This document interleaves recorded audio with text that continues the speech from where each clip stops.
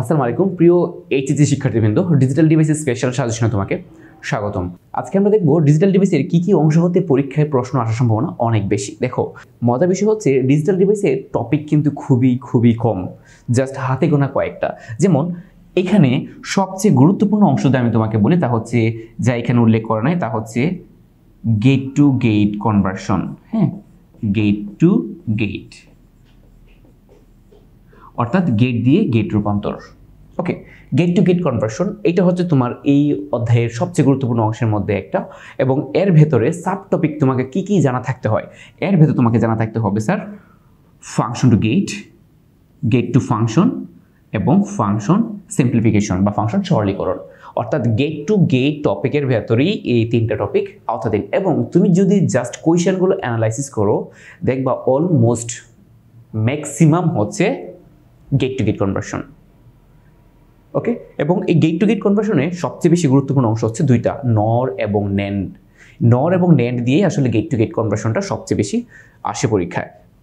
দেখো, এবং এখানে আরও কিছু জিনিস ঢুকতে পারে স্যার। কী কী জিনিস ঢুকতে পারে? তোমাকে বলতে পারে গেট টু গেট কনভার্সনে স্যার, ধরো যে আমি বলি নর অথবা ন্যান্ড, এখান থেকে তোমাকে কী প্রশ্ন করতে পারে? তোমাকে বলতে পারে নর অথবা ন্যান্ড দিয়ে যে কোনো ফাংশন বাস্তবায়ন করো। তোমাকে বলতে পারে নর অথবা ন্যান্ড দিয়ে যে কোনো লজিক সার্কিট বা গেট বাস্তবায়ন করো। তোমাকে বলতে পারে নর অথবা ন্যান্ড দিয়ে অ্যাডার বাস্তবায়ন করো।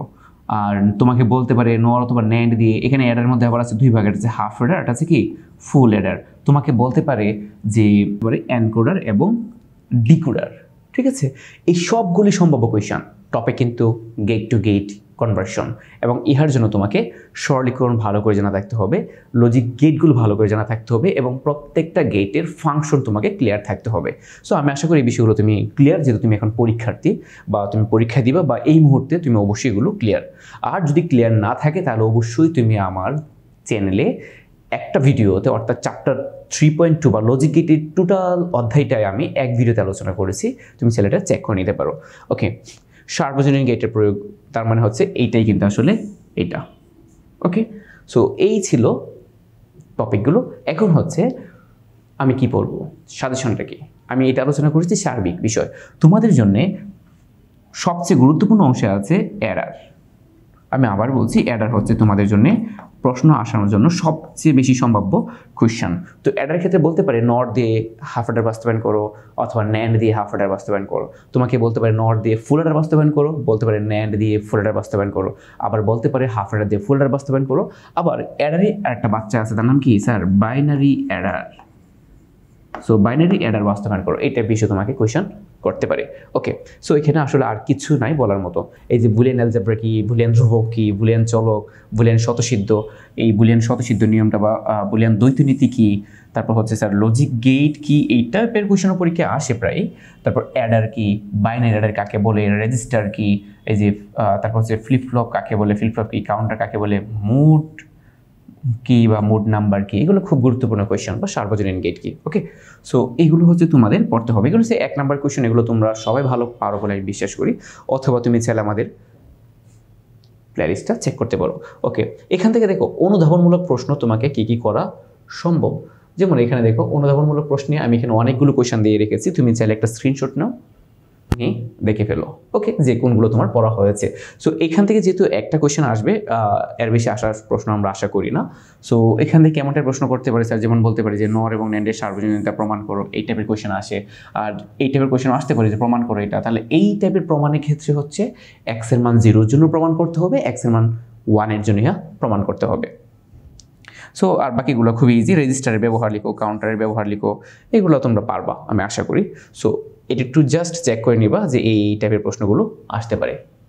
ডি মর্গান উপপাদ্য কিন্তু গুরুত্বপূর্ণ, এই যে ডি মর্গান। ওকে, সো আমি একটা বিষয় তোমাকে বলে দিচ্ছি, তুমি পরীক্ষায় অবশ্যই আমাদের সাজেশনটা ভাবতে হবে, আমি আবার বলে দিচ্ছি।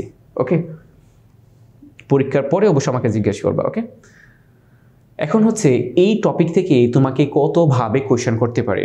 প্যাটার্ন 1 যাকে আমি 1 নাম্বার রেখেছি, তা হচ্ছে অ্যাডার। ঠিক আছে, সো অ্যাডার থেকে তুমি কি পড়বা দেখো, তুমি জাস্ট স্ক্রিনশট নিয়ে রেখে রাখতে পারো, তারপর হচ্ছে এটা সলভ করার চেষ্টা করো। অ্যাডার থেকে তোমাকে আমি এই 9 ভাবে কোয়েশ্চেন করতে পারি, যা 3 মার্ক অথবা 4 মার্কের জন্য আসতে পারে। যেমন বলতে পারি চিত্র 1 বর্ণনা কর, মানে হাফ অ্যাডার। এটা হচ্ছে স্যার আমরা জানি দিস ইজ হাফ অ্যাডার আর this is full adder. Okay, দুইটা ইনপুট দুইটা আউটপুট হাফ অ্যাডার, তিনটা ইনপুট দুইটা আউটপুট ফুল অ্যাডার। দেখো চিত্র এক বর্ণনা করো, চিত্র নর দিয়ে হাফ অ্যাডার বাস্তবায়ন করো, ন্যান্ড দিয়ে হাফ অ্যাডার বাস্তবায়ন করো। এই টাইপের কোয়েশ্চেন খুব একটা আগে আসে না, তো আমরা আশা করতেছি এবার তোমাদের জন্য গুরুত্বপূর্ণ। দেখো মৌলিক গেট দিয়ে চিত্র 2 বাস্তবায়ন করো, এই টাইপের কোয়েশ্চেন আসতে পারে, খুব সহজ কোয়েশ্চেন। চিত্র 2 বাস্তবায়ন করো, তারপর শুধু নর গেট দিয়ে ফুল অ্যাডার, ন্যান্ড গেট দিয়ে ফুল অ্যাডার, এই টাইপের কোয়েশ্চেন গুরুত্বপূর্ণ। চিত্র 1 দিয়ে চিত্র 2 বাস্তবায়ন করো, অর্থাৎ হাফ অ্যাডার দিয়ে ফুল অ্যাডার বাস্তবায়ন। ওকে, তারপর চিত্র 1 এবং চিত্র 2 ব্যবহার করে এত এবং এত যোগের বাইনারি সার্কিট অঙ্কন করো, এটাও কি গুরুত্বপূর্ণ। সো অ্যাডার টপিকটা তোমরা যারা পরীক্ষার্থী আছে খুব ভালো করে দেখবে। তারপর দেখো একটা লজিক সার্কিট দেওয়া আছে, একটা ফাংশন নির্ণয় করতে বলতে পারে। এখন দেখো এইভাবেও তোমাকে পরীক্ষায় প্রশ্ন করা হতে পারে। একটা গেট দেওয়া থাকবে বা লজিক সার্কিট দেওয়া থাকবে, দিয়ে তোমাকে বলবে কি বলতে পারে স্যার সম্ভাব্য কী প্রশ্ন হতে পারে, যে উদ্দীপকের ফাংশন এর মান নির্ণয় করো, এফ এর সরলিখিত মান নির্ণয় করো, শুধুমাত্র নর দিয়ে এক্স বাস্তবায়ন করো। তোমাকে বলতে পারে শুধু ন্যান্ড দিয়ে এক্স বাস্তবায়ন করো, এক্স এর সত্য সারণী অঙ্কন করো। অর্থাৎ এই টাইপের উদ্দীপক দিয়ে তোমাকে এর বাহিরে কোনোভাবেই কোয়েশ্চেন করা আমাদের দ্বারা সম্ভব হয় না। তারপর দেখো আর কি প্যাটার্ন আছে, তোমরা কিন্তু সবগুলো প্যাটার্ন স্ক্রিনশট নিয়ে নিবা। তারপর দেখো এখানে হচ্ছে আরেকটা, এটা হচ্ছে প্যাটার্ন 2 এরই বিকল্প। সো এখানে হচ্ছে তোমাকে আগে গেট টু ফাংশন জিজ্ঞেস করা হয়েছিল, এখন উল্টা ফাংশন দেওয়া থাকবে। এখান থেকে তোমাকে বলতে পারে এফ এর সত্য সারণী অঙ্কন করো, এটা সত্য সারণী অঙ্কন করবা।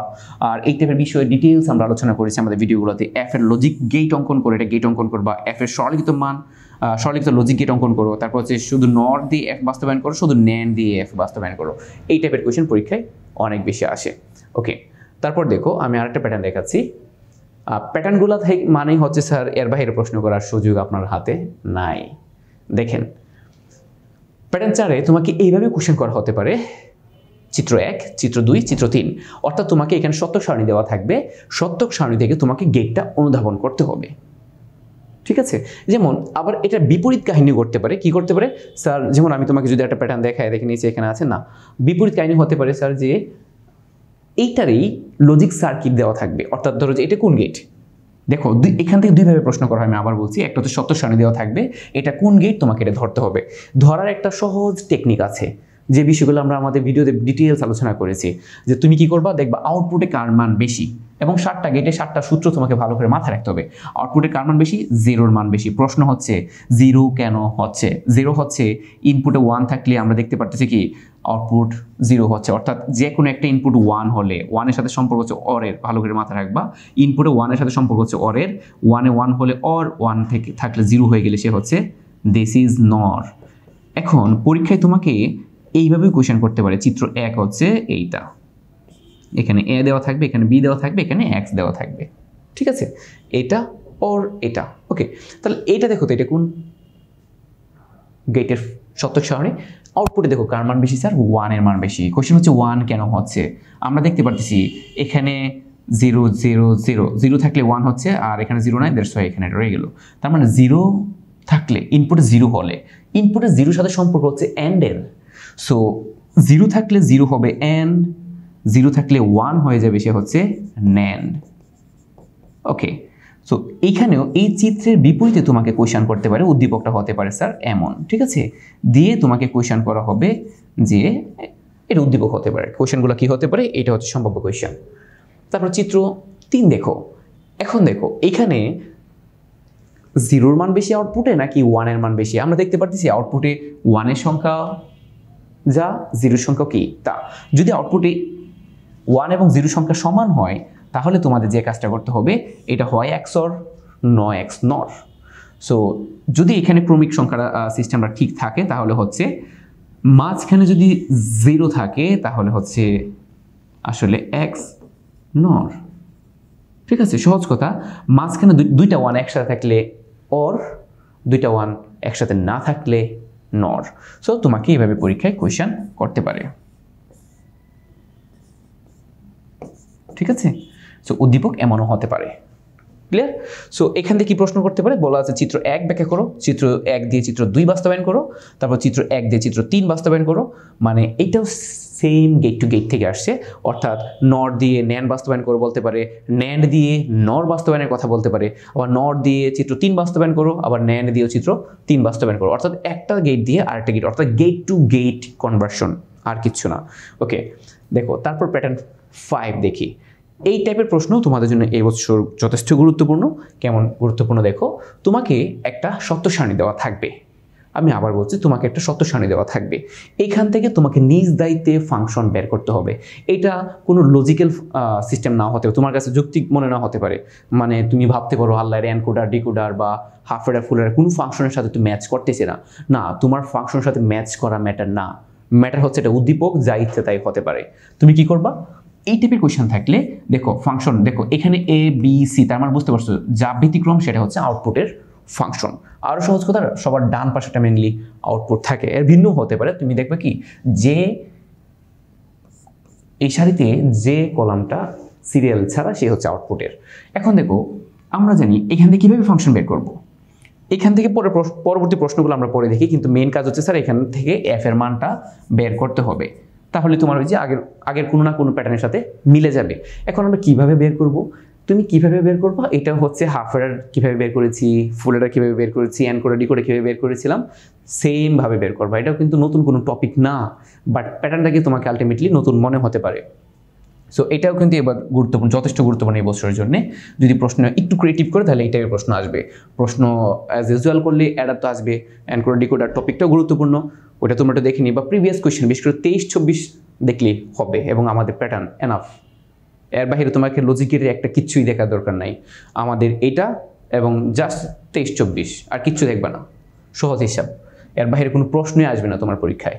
তারপর দেখো এফ, এই টাইপের ফাংশন বের করে নিয়ম হচ্ছে, তুমি দেখবা ফাংশনে কখন 1 হয়েছে, এই যে একটা 1 হয়েছে, এই যে একটা 1 হয়েছে, এই যে একটা 1 হয়েছে।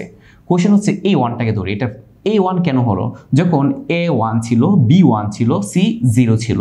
যাদের 1 তাদের সরাসরি মান আসবে, যাদের 0 তাদের নট